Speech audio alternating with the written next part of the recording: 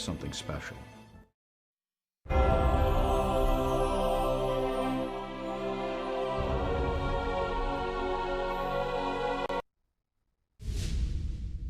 Welcome to NTD Newsroom. I'm Fiona G. President Donald Trump holds a full cabinet meeting on day 101.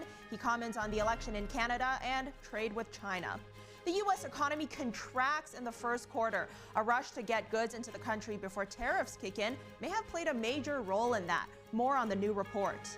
A new resolution could block President Trump's tariffs. The Senate could vote on the legislation as early as today. But what's the chance of it passing the House? As Republicans search for spending cuts, they hope to save money through revamping the student loan program. We have more details on what kinds of changes are in the works. Now that President Trump's first 100 days back in office are officially in the rearview mirror, we'll take a closer look at Doge's track record so far. We'll be talking to a reporter covering the Department of Government Efficiency. At a press conference today, federal officials announced they've dropped Biden-era criminal charges against a fifth-generation rancher family.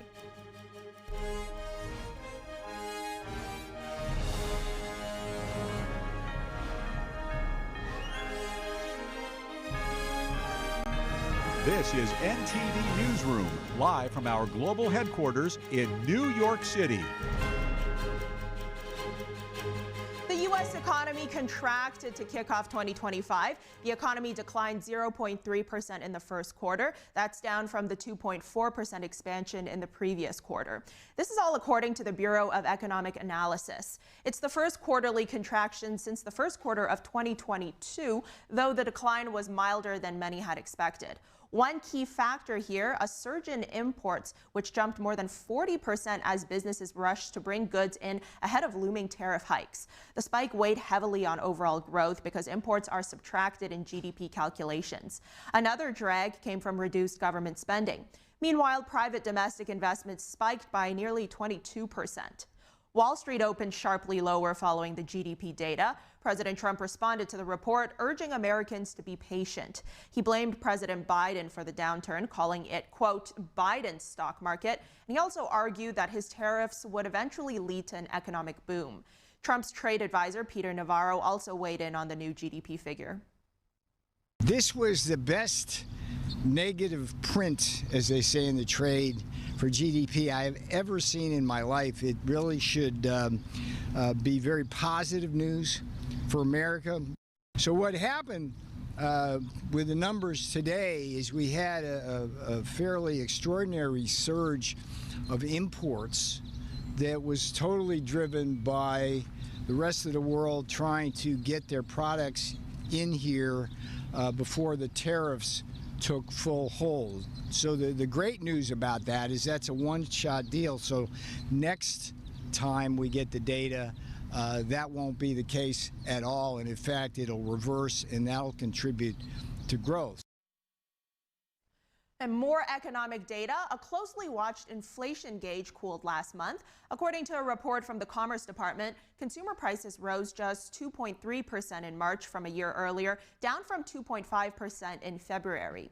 That's a sign that prices were steadily easing before most of the tariffs were implemented. At the same time, consumer spending increased 0.7% from February to March, marking a healthy gain. Independence Day is now the target for passing President Trump's sweeping tax agenda. Treasury Secretary Scott Bessent signaled the July 4th deadline on Monday, praising Republican unity on the bill. Here's President Trump. We want to get, and very importantly, the big, beautiful new deal. If we get that done, that's the biggest thing, what's happening in Congress right now. And I think we're going to get it done. We have great Republican support.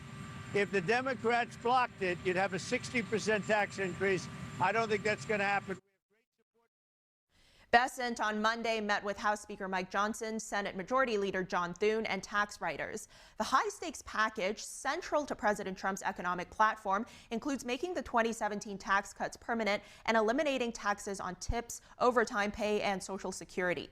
It may also include immigration changes, increased Pentagon funding, a debt ceiling hike, and deep spending cuts. Lawmakers originally aimed to pass the bill by Memorial Day, but Senate Republicans say that timeline may be unrealistic. Meanwhile, a new Senate resolution could get a floor vote as soon as today. The measure is an effort to stop some of the recent tariffs. Here's more on that. The trade war is ultimately paid for by taxpayers. The Senate could vote as early as today on a resolution that would effectively block some of President Donald Trump's tariffs. That's according to its co-sponsor, Senator Rand Paul. He predicts enough of his fellow Republicans will vote with Democrats for it to pass. So I have two objections. One is the emergency, and then there's the economic objection to tariffs. The Constitution gives Congress the power to impose duties, but a law lets the president do so under a, quote, unusual and extraordinary threat. Trump's executive order from April 2nd declares trade deficits rise to that level. The Senate resolution would terminate that declaration. Should the president have 100% of the authority in this particular area? And I think some of us think Congress probably ought to have some impact on that. The resolution has almost no chance in the House, where language in a new rule protects Trump's tariffs. We're using the rules of the House to prevent political hijinks and political stunts, and that's what the Democrats have. When you're going through all this, you got to take the long view, and I think his policy decisions are the right ones, and I think over time that will bear fruit. Moving on, Ford CEO Jim Farley announced today the automaker is extending its employee pricing offer to car buyers for another month, all the way through July 4th. The goal here is to attract consumers nervous about rising prices because of new tariffs on imported cars and auto parts. We're seeing double-digit sales increases since March and April, but we ran this employee pricing. I don't know if that's unique to us. There may be a lot of customers going out and buying cars, before what they fear is the imports increasing prices. That may be a dynamic we're certainly seeing. Our inventories are shrinking at the dealership. Farley said the company has not decided if prices will go up after the employee pricing promotion ends. He said one factor will be what competitors do with their pricing, since Ford makes more of its vehicles in the U.S. than other automakers. New tariffs will go into effect this Saturday on parts used to build cars and trucks in the U.S., which will raise the cost of production. Now, yesterday, on Tuesday, President Trump announced some relief from the tariffs on auto parts. However, automakers will still have to pay tariffs on cars and trucks they build here if more than 15% of the parts come from foreign suppliers. On Capitol Hill, House Republicans are working to revamp the federal student loan system. It's part of their big budget bill and efforts to cut government spending. Here's NTD's Melina Weiskup. Republicans are working towards ending President Biden's attempts to forgive student loan debt. After the courts rejected Biden's plan to forgive student loan debt, he enacted a workaround through the SAVE program that allowed so many borrowers to pay back $0 on their student loans and not accrue interest. Now, Republican lawmakers are trying to overhaul that entire Biden-era student loan payback program. In addition, Republican lawmakers aim to cap the amount that students can borrow in the first place. The limit is going to be the median price of a college, university, or program of study. The Republican chairman of the Education Committee says the goal with these new limits is to encourage colleges to lower their costs. Our current broken system encourages students to accept more and more debt without ever addressing college costs. It's no secret that spending in Washington has been a disaster. Waste, fraud, and abuse has left the American taxpayer on the hook for government bloat. And Republicans are working to make several changes to the Pell Grant. So the goal is to try to limit the Pell Grant only to those who need it most and change the requirements from 12 credit hours per semester to 30 credit hours per year. Now, Democrats said it's unfair for untraditional students with other obligations outside of school, such as who have obligations to family or for jobs. Here's the ranking Democrat member on the committee speaking about it yesterday. Because they may need more financial support to cover the basic needs like housing, childcare, and transportation at a time when families are struggling to make ends meet. I'm confused as why we're making it harder for working parents who are trying to further their education.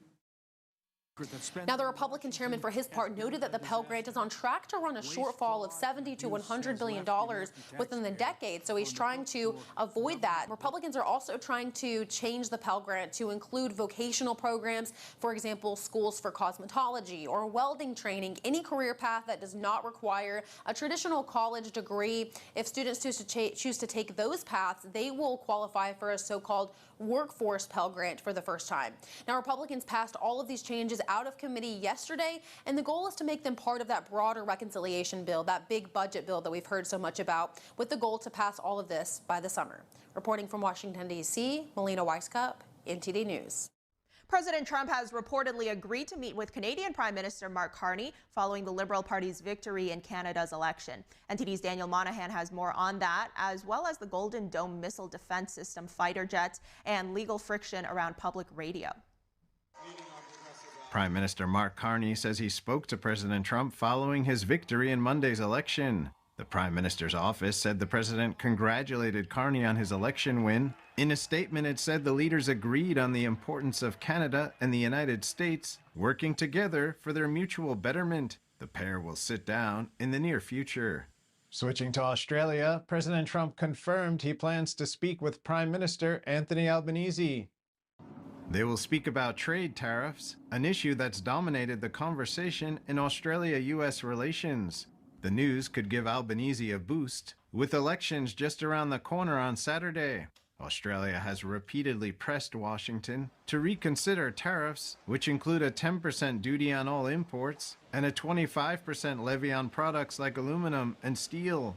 The Albanese government has warned the tariffs could damage Australia's export market and hurt long-term trade ties. But the U.S. has its own bone to pick with Australia.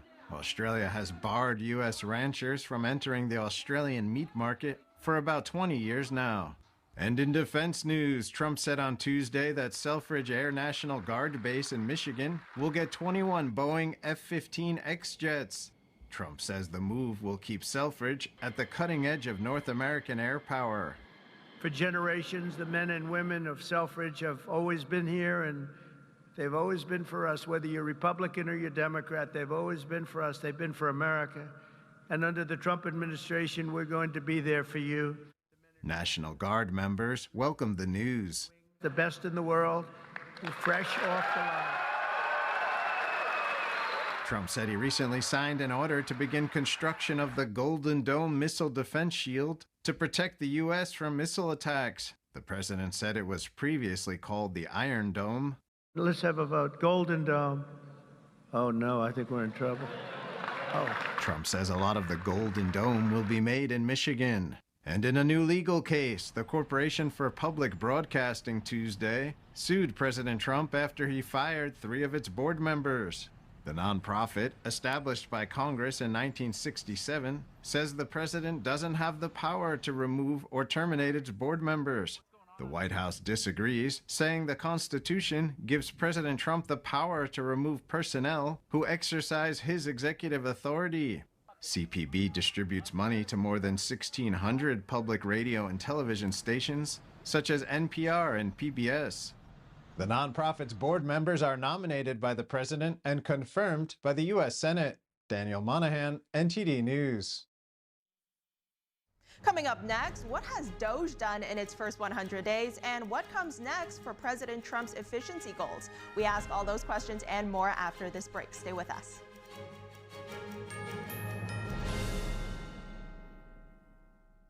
Looking to refresh the style in your home? Here at Mathis Home, we can help you find exactly what you need during our spring style event. Whether you're looking for rustic farmhouse, classic, or modern and eclectic, we have all the latest looks that will leave your home feeling brand new. Whatever your style, we know that we can help you find it at the lowest price.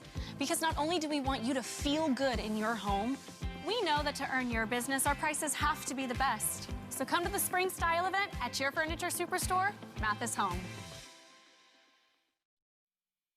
Divinely inspired traditional oil painting inspires compassion. Artwork created in truth and beauty illuminates a path to goodness. Rediscover traditional art, revive classical culture. We warmly invite oil painters from around the world to participate in the 7th NTD International Figure Painting Competition, a celebration of classical realism. Please visit oilpainting.ntdtv.com.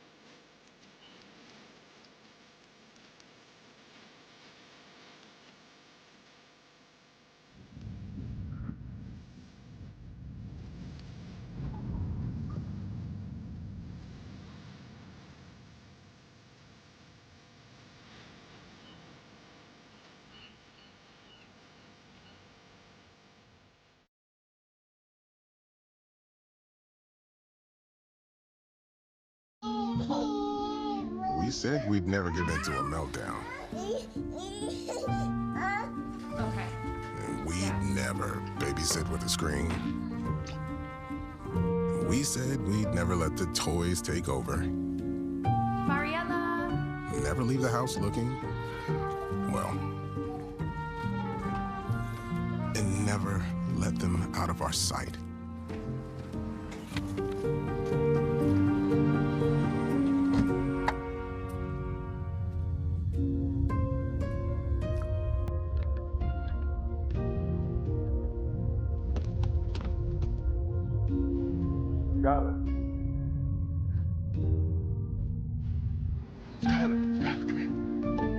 Cars get hot fast, and kids can be at risk. Before you leave the car, always stop, look, lock.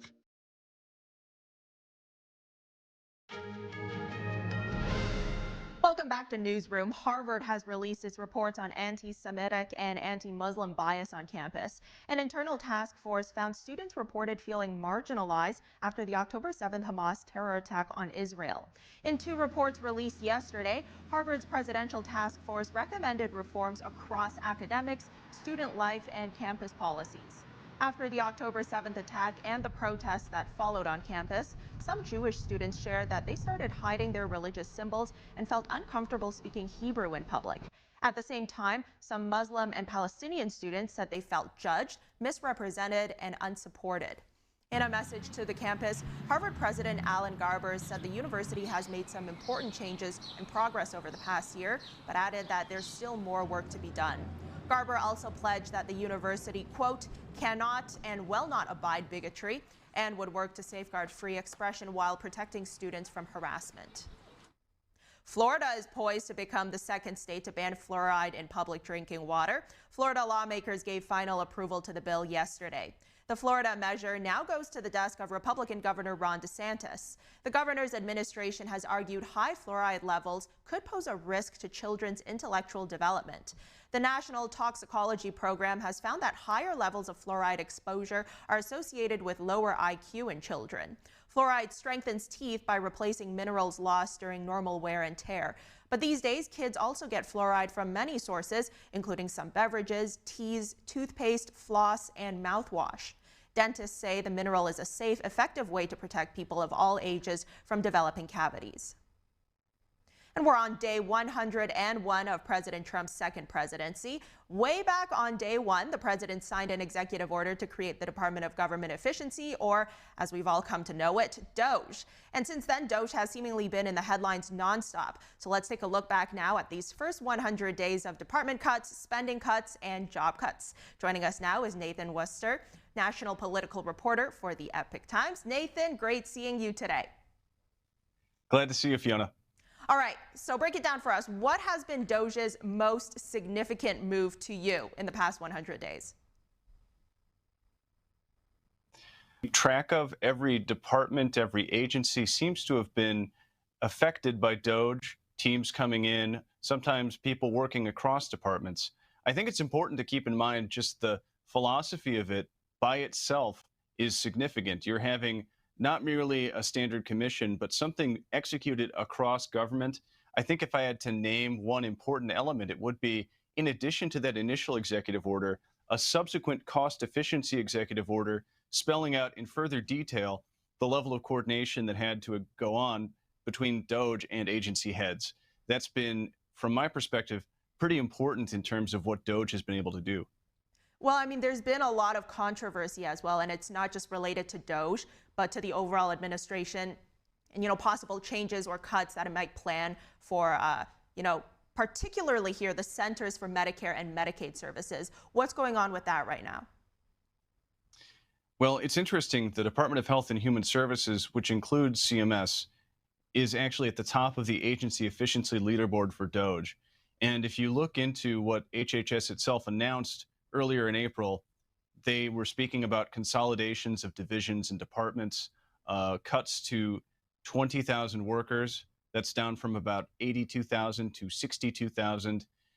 Then, of course, we have the current reconciliation bill, and the version that may go through could have up to $880 billion worth of cuts, likely affecting some of those CMS programs, Medicaid. So that's related to Doge, but Doge's work in HHS itself, at least according to the early April update, should be more, you know, reduced in scale. There might not be anything necessarily tied to Doge itself. I think, though, we're seeing in this reconciliation budget and then the associated administration of HHS and those programs, potentially some scaling back. Oftentimes there, from the Republicans, are appeals to the notion of large-scale waste, fraud, and abuse. I had a conversation with James Jacob Rich of Reason Foundation, who told me that 20% of what's coming out of some of those programs could be fraudulent. And in fact, Doge has taken some steps to identify, just through using fairly standard accounting practices, a fairly large amount of money that at the very least is not being properly tracked. We'll have to see how these things interface with each other, whether this reconciliation bill and what it might entail can be squared easily with some of the fraud and waste. But certainly there's a lot of pressure, a lot of attention now, especially from Democrats. And how big exactly has this dent been that Doge has been able to make in overall government spending cuts? Has it been able to offset some of these spending practices, or how is it doing with the federal debt? Well, that's just the thing. The federal debt and persistent deficits are so massive that even as Doge's cuts reportedly amount to $160 billion so far, that's not even enough to match the increasing interest on the debt. We're looking at a situation where, indeed, Doge has been able to, at least from what they've reported, make some changes, but you would then need spending by the Congress. Ultimately, Congress has the power of the purse. The extent to which the executive can, you know, make some changes, basically spend less money than they have been allocated, that itself is a contested matter. But now we're looking at attempts to, at the level of Congress, through rescissions, make some of these changes codified. But the rescissions packages so far, at least the numbers that have been bandied about, are not nearly at that $160 billion scale. It's more around the order of $9 billion. So I think one of the takeaways here is that for Doge to really have a lasting impact, we have to go beyond merely things the executive does. Congress does have to make some tough choices. And we'll come back to that in a moment. But first, I think when we talk about Doge, there's no way to not talk about Elon Musk, right? So here's President Trump just earlier today in a cabinet meeting thanking Musk. Take a look. Vast majority of people in this country really respect and appreciate you. And we just want to thank you very much. And, you know, you're invited to stay as long as you want. You've done an incredible job. $150 billion. Think of that. Yeah. 160 now. Yeah, 160.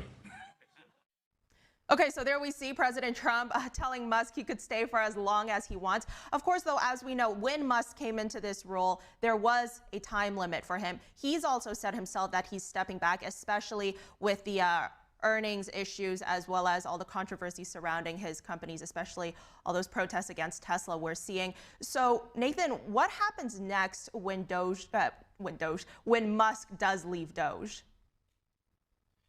Yeah, it's going to be interesting to see if there are ways for him to remain beyond that 130-day timeline, if there's some mechanism for him to continue to become a part of Doge. For example, if Tesla's situation changes, the revenue or the stock recover. It's going to be interesting as we look at the current administrators of Doge. One key player is Amy Gleason, who's a veteran of the U.S. Digital Services in Trump's first term, now part of the U.S. Doge service, which was created out of U.S. Digital Services, placed within the executive office of the president.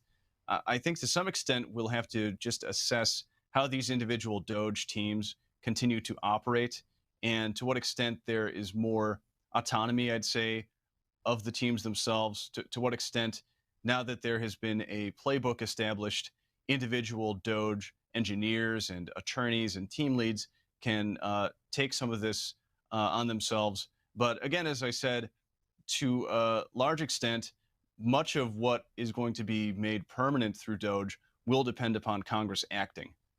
And on that note, Nathan, analysts on both sides of the aisle have told me that they don't think lawmakers are taking enough action. Yesterday, I had a guest on who said the debates surrounding the administration's actions, it's not so much an issue of executive overreach as it is an issue of legislative underreach. So how has Congress exactly been reacting to Doge? Well, it's been interesting to see not only are there members of Congress who will create Doge caucuses and, in the case of Marjorie Taylor Greene, lead a subcommittee focused on identifying waste, fraud, and abuse. You'll certainly, from the Republicans, get a lot of rhetoric in support of Doge. On the other hand, Democrats, even those who've joined some of those pro-Doge efforts, they will raise concerns about Doge, in particular things like cuts to jobs for veterans at the Department of Veterans Affairs, or cuts to HHS, to things related to Medicare, Medicaid, or Social Security, that the Trump administration has continually reiterated that actual payments to individuals are not going to be affected. This is a political football. This is a very hot button issue. But at the end of the day, whatever the rhetoric is from both sides, we can see with the scale of what may happen in terms of rescission so far, we can see in terms of the scale of spending in the reconciliation bill that's likely to go through, which will include now a likely $1 trillion in Pentagon spending, that when Thomas Massie recently, as one of two Republicans who voted against a blueprint for the reconciliation, said that it simply doesn't appear that people are serious, that members of Congress should be voting on codifying Doge every day. I think he's expressing a frustration that probably a fair number of Americans who have sympathies with Doge's mission would share. Yes, ultimately, the president has discretion through impoundment, at least on the interpretation of many experts, to do something like Doge. Again, this is a contested matter. There are many lawsuits. There's going to be a continual, I think, legal debate surrounding Doge. But even within the scope of what the administration is claiming here, you need the Congress, you need the legislative branch, which again ultimately controls the purse, to move. And so, we'll see if some of these Doge adjutant laws, some of these other measures will pass that could do something. But codification seems to be the name of the game, and it is not moving as fast as at least the Doge advocates would like. Nathan, I like that you bring up these legal challenges, because just 2 days ago we saw on Monday another wide-reaching complaint. And now that one, it's saying that these cuts, they're unconstitutional because they weren't authorized by Congress. Where do all of these legal challenges stand right now? How likely are they to curb future Doge efforts or actions? Well, I think it's important to look towards not just any individual lawsuit, but things that have reached the Supreme Court decision ago, for example, concerning cuts to U.S. aid, the determination there from the Supreme Court was essentially that foreign aid money that had been promised did need to be delivered. You've had a certain amount of concern in the form of lawsuits and in the form of judicial rulings about DOGE's access to Social Security Administration data. That's another matter where I think we need to pay attention to developments going forward. On the other hand, there was a key ruling several weeks ago which reauthorized DOGE to continue scrutinizing some important departments. So it's an evolving landscape. I do think, though, when some of these issues, if they make it again to the appeals court or perhaps even to the Supreme Court, that will be when much of the dust may settle as far as the legality of what DOGE is doing. So Nathan, last minute here, everything DOGE is doing right now is essentially reactive, right? It's responding to issues that have already taken place. Have you heard anything from the administration or lawmakers who are trying to come up with more proactive approaches so that in the future we avoid these similar lacks of efficiency or overspending in the future? Well, you know, there are a number of ways to try to go about something like that. As I mentioned, there are a few DOGE-related laws. And then separately at the state level, you do see state legislatures attempting to create similar models. In Texas, I believe there is now a state DOGE. And in fact, there are other states that have a taxpayer's bill of rights encoded at the level of statute, and that effectively constrains, no matter who the executive is, the executive or the legislature might be of concern when it comes to this spending and spending issues. Now, that might leave one less optimistic as to what we're going to see from the federal government if we simply have to turn to states.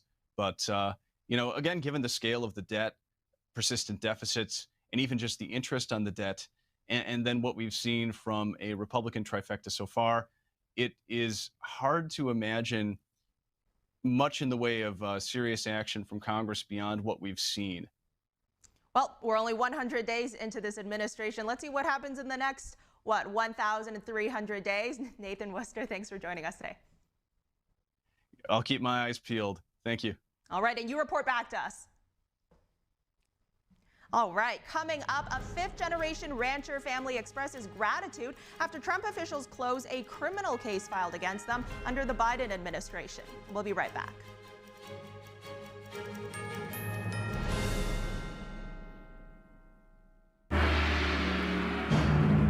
What has lasted 5,000 years was once almost lost.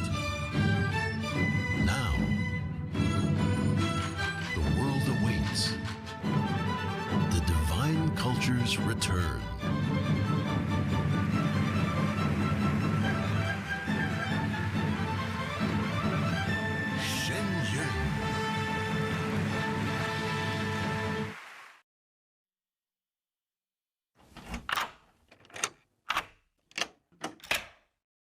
I'm Jonathan Lawson. If you're 50 to 85, I have an important message about security. Write down the number on your screen so you can call when I finish. The lock I want to talk to you about isn't the one on your door. This is a lock for your life insurance, a rate lock that guarantees that once you're insured, your rate can never go up at any time for any reason. But be careful. Many policies you see do not have one. But you can get a lifetime rate lock from Colonial Penn. Call this number to learn more. This plan was designed with a rate lock for people on a fixed income who want life insurance that fits their budget and is simple to get. Coverage options start at $9.95 a month, less than 35 cents a day. Act now, and your rate will be locked in for life. It will never increase, guaranteed. This is lifelong coverage that can never be canceled as long as you pay your premiums, guaranteed. And your acceptance is guaranteed, with no health questions. You cannot be turned down because of your health. Call for your information kit and read about this rate lock for yourself. You'll also get a free beneficiary planner. Both are free with no obligation. Don't miss out. Call for information, then decide. Read about the 30-day 100% money-back guarantee. Don't wait. Call this number now. Call now and you will also get this free beneficiary planner. Use this valuable guide to record important information and your final wishes, and it's yours free just for calling. So don't wait. Call 1-800-357-4821 for your free information. That's 1-800-357-4821. There's no risk or obligation. That number again is 1-800-357-4821. That's 1-800-357-4821. 1-800-357-4821. Call now. Discover the ancient secret to vitality and longevity with Puretane Black Ginseng. Crafted from premium 6-year-old Korean ginseng, each root is carefully nurtured for over 2,260 days, undergoing a traditional 9-round handcrafted process of steaming and drying to unlock full potency and absorption. Experience pure, natural energy with Puretane Black Ginseng. Order now at puretane.com. Thanks for staying with us. Trump officials today officially announcing they had dropped Biden-era criminal charges against a rancher family. Charles and Heather Maud were accused of improperly using Forest Service land. NTD's Arlene Richards has more from a press conference held earlier today. Charles and Heather and their beautiful children. The U.S. Department of Justice has dropped criminal charges against a fifth-generation South Dakota rancher family that was charged in June 2024 with stealing federal government land for their own use. At a press conference on Wednesday, Department of Agriculture Secretary Brooke Rollins said this never should have happened. To assert that government unaccountable to the people nevertheless possesses the prerogative to rule and ruin the people is the most un-American thing imaginable. It is precisely what America exists to defy, to prevent, and every day to fight against. Rollins said the family was targeted by the Biden administration. This family, targeted solely over what should have been a minor civil dispute over grazing rights on 25 acres of public land, was prosecuted, credibly threatened with jail sentences so extreme that they were told to find alternatives to raise their young children. Charles and Heather Maud each face penalties of up to 10 years in federal prison and fines up to $250,000. Rollins explained what the dispute was about. They farm 400 acres. They raise about 250 head of cattle and about 40 sows. 25 acres of their property touched upon the Buffalo Gap National Grasslands, which is administered by the U.S. Forest Service.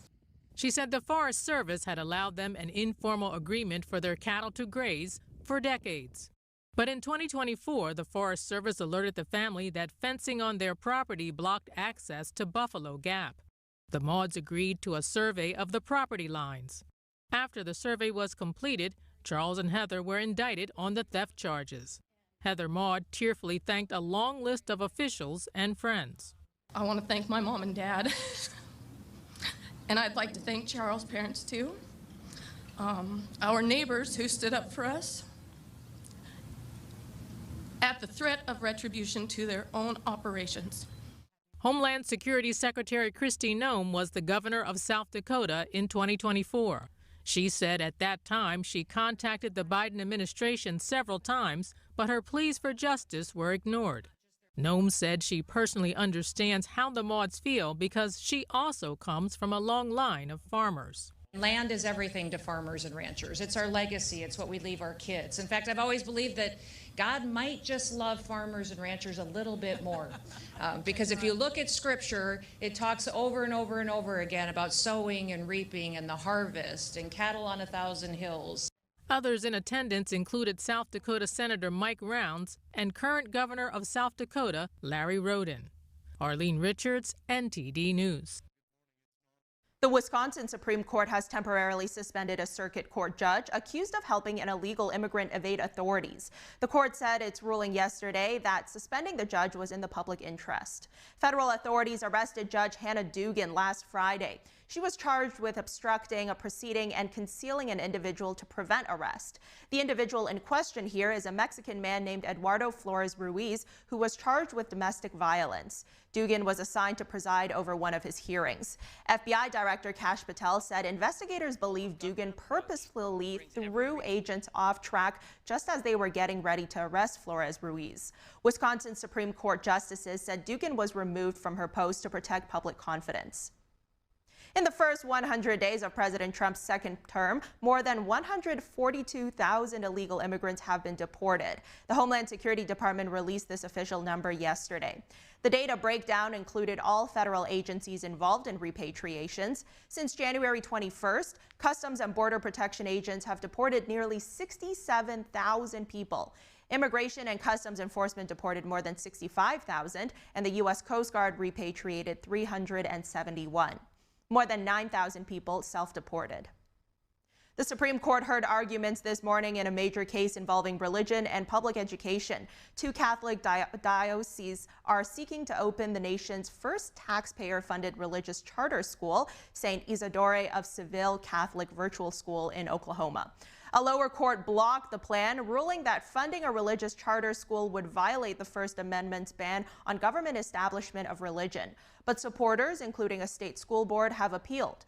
Critics argue that allowing religious charter schools would force taxpayers to fund religious teachings. Those in favor say excluding religious groups from operating charter schools while allowing private organizations to do so violates the First Amendment's free exercise clause. The DOJ said they've arrested two leaders involved in child exploitation. Both of them are young men.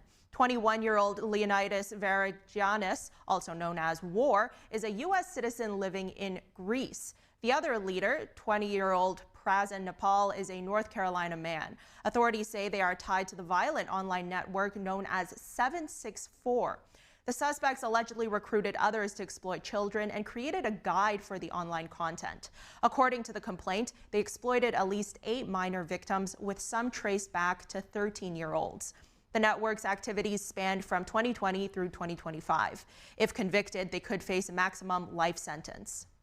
A Ukrainian official is traveling to the U.S. today. Kyiv and Washington are reportedly set to sign a rare earth minerals deal. Here's the latest on Ukraine. Ukraine's first deputy prime minister, Yulia Sviridenko, is traveling to Washington on Wednesday to sign a minerals deal. President Trump wants to use Ukraine's minerals as a financial guarantee for the aid the U.S. has been sending to Ukraine. But Ukraine's prime minister says the agreement won't include the money the U.S. has sent so far, only future aid. No debts or aid that was granted to Ukraine before the deal was signed are not included in the deal. It is our important achievement reached in the talks with the partners. The deal only covers new contributions and new aid. And Russia says President Vladimir Putin is open to peace. However, a spokesperson says it cannot happen as fast as the U.S. wants. The peace process continues. President Putin's main goal is to achieve the aims he declared when starting the special military operation. We should secure our national interests.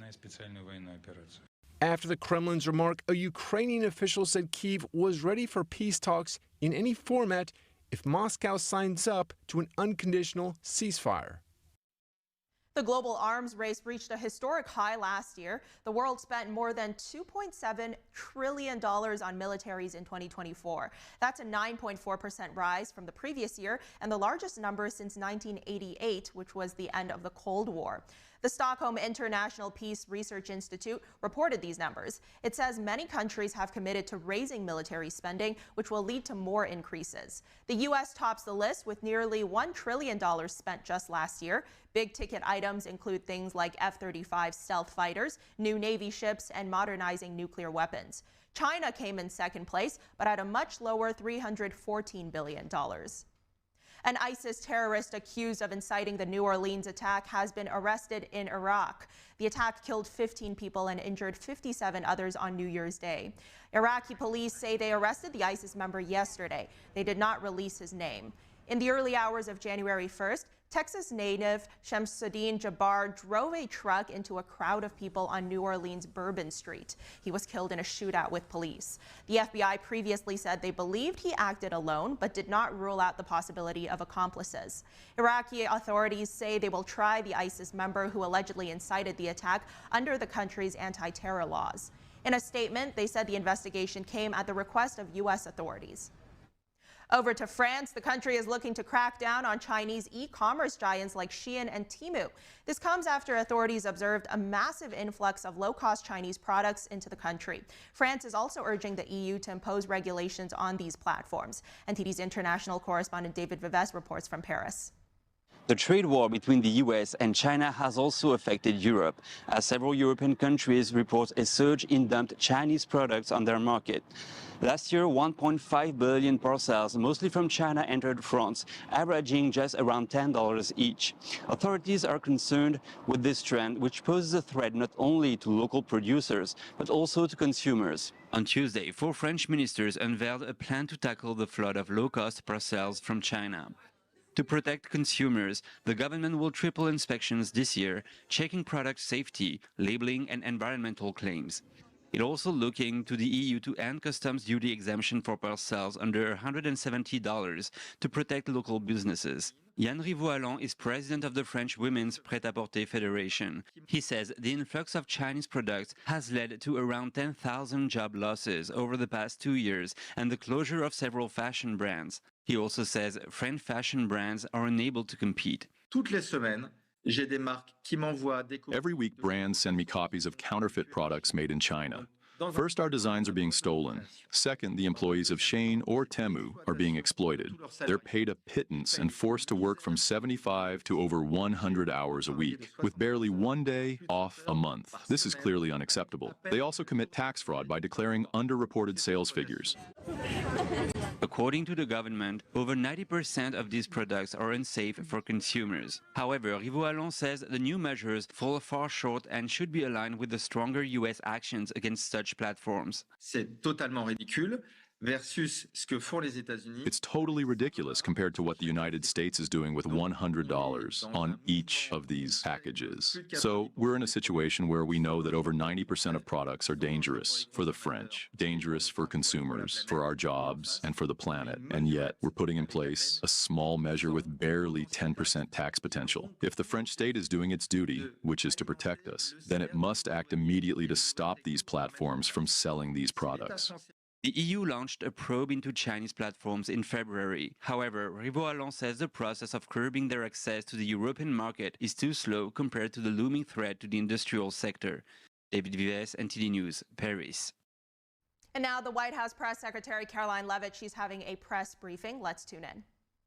Dead in the water, that Hillary's not just off scot-free after knowing what her and the DNC did leading up to the 2020 election? It's a great question. Absolutely understand and agree with why you're asking it, but I would want to let the president weigh in on that front. I haven't discussed it with him, to be honest with you, but certainly we can ask him and get back to you. All right. Eric. So, Caroline, Madam Press Secretary, you can call me Caroline.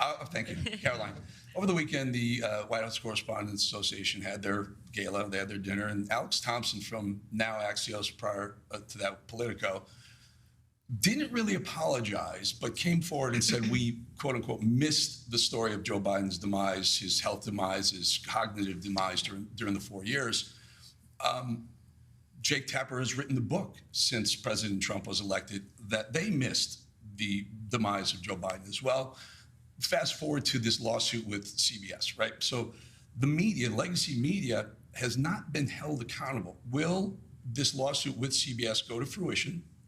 In other words, I would love to see it go to trial so that we can see, so they can be held accountable. Additionally, will the New York Times be enjoined into that lawsuit, because the New York Times has already stated that they agree with CBS. And Trump has said maybe we're going to sue the New York Times as well. And as a follow-up to all this, and it really does dovetail because it's not just left-leaning media, Fox News put out a poll. I'm a statistician. The poll they put out was wildly biased against President Trump. Will Fox sue Fox? Will Trump sue Fox for their methodology in polling? Two great questions. Let me hit the first one first. As for CBS and the White House Correspondents Association dinner, it was laughable. They gave an award to a journalist for talking about Biden's mental incompetence. He wrote a story about it years after the American people knew that story to be true. Didn't take much, just 2 eyes and 2 ears to realize that Joe Biden was completely inept, was unfit to serve as president of the United States. And nobody in the legacy media, nobody in this city wanted to talk about it. In fact, I recall being on President Trump's campaign and calling out Joe Biden's cognitive decline. And we were accused of manufacturing deepfakes. My predecessor accused us for manufacturing deepfakes from the White House podium when she knew and everybody in this White House knew the true status of Joe Biden's physical and mental fitness. And the mainstream media allowed that cover-up to take place because they refused to dig for the truth. They tried to get the American people not to believe their own eyes. It is truly one of the greatest cover-ups and scandals in American history. And again, this is why we are welcoming independent journalists and social media influencers and content creators into the White House with open arms, because all of you in this room and many of your colleagues in independent journalism talked about this online. Nobody gave you credence as far as the legacy media is concerned. And now they host cocktail parties where they're applauding each other and patting each other on the back for uncovering the truth. It was years later, and it's truly sad to see. But again, that's why we're making much needed and long overdue changes. As for the lawsuit against CBS, the president and his legal team fully intend to carry this lawsuit forward. The president put out a very strong statement in regard to that and fake news CBS this morning. And then as for the Fox News poll, president's right. These are fake polls. They overpoll Democrats. They underpoll President Trump's supporters. It's always been the case for media polls. They consistently underestimate President Trump's support amongst the public. That's why we don't really blink when we see them, to be honest with you. We're staying focused on the mission and moving forward. The president knows everything he's doing is exactly what he promised the American public he would do. And if you look at the key issues in the polling, the president is still ahead because Americans know he is delivering on them, on those issues for them. And if you look at the methodology, you're right. They're overpolling Democrats, underpolling Republicans. It's a clear-cut case of fake polling, no doubt. If I may, also misinformation, though, right? And maybe as detrimental to the presidency as what CBS has done or the New York Times is doing. Mm-hmm. Yeah, no doubt about it. The president's spoken quite strongly about it, and I know he's made some phone calls to express his displeasure with it as well. Carolina, go ahead. Thank you so much for having me here, especially as a legal immigrant, because the overwhelming fake news that Hispanics don't support President Trump, but we do, and we're very excited to have mass deportations because it affects our communities. My question is about immigration reform and DACA. During the first Trump administration, we saw that President Trump, like no other president, wanted to make a deal with the Democrats to give a pathway to citizenship to 1.2 million DACA recipients. I don't know, I haven't really heard anything coming out. Is there any policy surrounding that situation? And is there going to be immigration reform? Mm-hmm. Well, first of all, thanks for sharing your story. And the president overwhelmingly won the vote of Hispanic Americans in the previous election and swept counties on the border of Texas that are predominantly Hispanic counties because, to your very point, Hispanic Americans and legal immigrants to this country from all countries are so sick and tired of seeing, we're so sick and tired of seeing the mass invasion of illegal immigrants that was allowed to occur under the previous administration. And it was an issue the president ran on and he delivered on. These mass deportations are underway, and it is currently the position of this administration. We are focused on removing as many illegal alien criminals from our communities as possible. And not only are we doing that for law-abiding American citizens, but also legal immigrants, as you said, who are citizens now and came here the right way, waited their turn, paid their dues. It's a slap in the face to them. And so there's a lot of reforms that need to be made to our legal immigration system. The president has talked about that, but our initial focus right now and our priority is cleaning up the mess that the previous administration left us. And there's more work to do, but a lot of progress has been made thus far. CJ. Yeah, also, thank you so much, Caroline, for having us here. Also on the topic of immigration, not only do I think, the legal immigrant community welcomes what the president's doing, but also the Black community. So I would love to get your reaction to recent comments made by Simone Sanders, who said that people of color would be next in line for deportation under this president. Now, that was a revelation to me and probably many others in the Black community. Being a lifelong American, I'm not really sure where Tom Homan would send me other than my childhood home in Augusta, Georgia. But why do you think this fear-mongering is being directed at the Black community over the issue of immigration? And do you think it's offensive to conflate illegal aliens who are rapists, traffickers, and sexual abusers with law-abiding citizens in the Black community? It's absolutely insane, and it is racist what she is saying. The president intends on deporting illegal alien criminals who broke our nation's laws and are not only impacting communities across the country, but in particular communities of color in our inner cities. You remember the story out of New York City where young minority children were kicked out of their public school to make room for illegal immigrants to sleep on the floor of their cafeteria. That is putting America last. Doesn't matter your race, your religion, or creed. If you are a law-abiding American citizen, President Trump is going to put you first. And shame on Simone Sanders for saying that. She knows better, but she's trying to fear people into disliking this president with lies. But I think the American public are much smarter than she believes that they are, and that's why they reelected President Trump. Oh, go ahead. Hi, Caroline. So, as the youngest press secretary in history who is a wife and a mom, you've become widely popular with America First Patriots. As an 18-year-old, I can say you're definitely an inspiration to Gen Z. What has been the biggest highlight for you in these first 100 historic days? Thank you for asking that and saying that, Bo. I am Gen Z. I think I heard the term zillennial because I'm right on the cusp of millennial and Gen Z. Jack is cringing at that. But there's been so many highlights. Just being here every day is such a blessing and an honor. And I'll share a quick story to that point. The president, I'm only here because the president believed in me and uplifted me and so many others who are working so hard across this administration. This administration is filled with young, vibrant people who come to work every day hungry and eager to help accomplish the president's goals. And I think we're seeing a real reawakening amongst young people across the country. The president spoke directly to young people during his campaign, inspiring confidence in them and restoring hope in the American dream, basic common sense values of faith and family and freedom that truly do resonate with young people. The American dream of home ownership, of being able to afford to raise a family and to have children. It's a beautiful thing, and I think the president openly talking about it has inspired so many young minds and opened up so many young hearts. And I'm just so honored to be in this role. The president, he's wrote about it in his books and he's talked about it himself. When he was in his 20s, he was building buildings in Manhattan.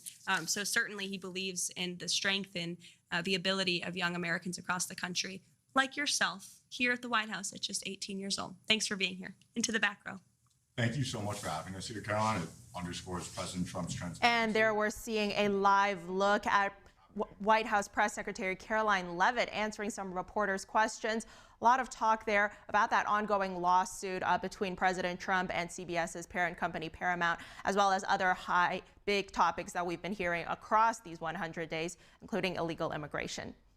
All right, and make sure to check our website for more on that if you want to keep watching that. And coming up next, authorities arrested 2 suspects for allegedly operating a global child exploitation ring. They're tied to a violent online network known as 764.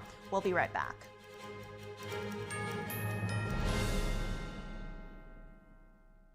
Looking to refresh the style in your home? Here at Mathis Home, we can help you find exactly what you need during our spring style event. Whether you're looking for rustic farmhouse, classic, or modern and eclectic, we have all the latest looks that will leave your home feeling brand new. Whatever your style, we know that we can help you find it at the lowest price. Because not only do we want you to feel good in your home, we know that to earn your business, our prices have to be the best. So come to the spring style event at your furniture superstore, Mathis Home.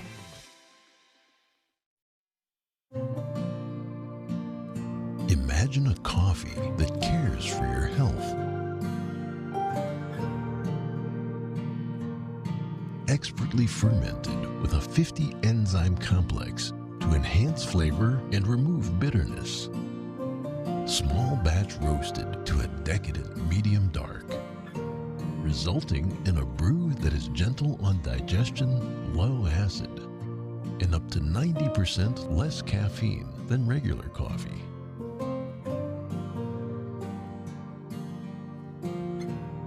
Try America's first enzyme fermented coffee today.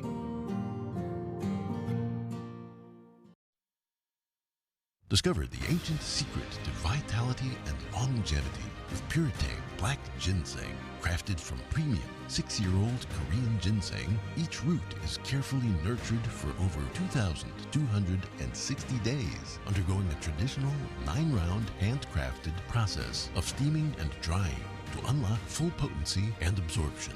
Experience pure, natural energy with Puretang Black Ginseng. Order now at puretang.com. Focus on beauty, showcase nature, share kindness, feel brightness. 2025, the 5th NTD International Photography Competition. Capture the beautiful moments in your eyes. Your works will be showcased in galleries and on multiple online platforms, appreciated and collected. Please visit photo.ntdtv.com.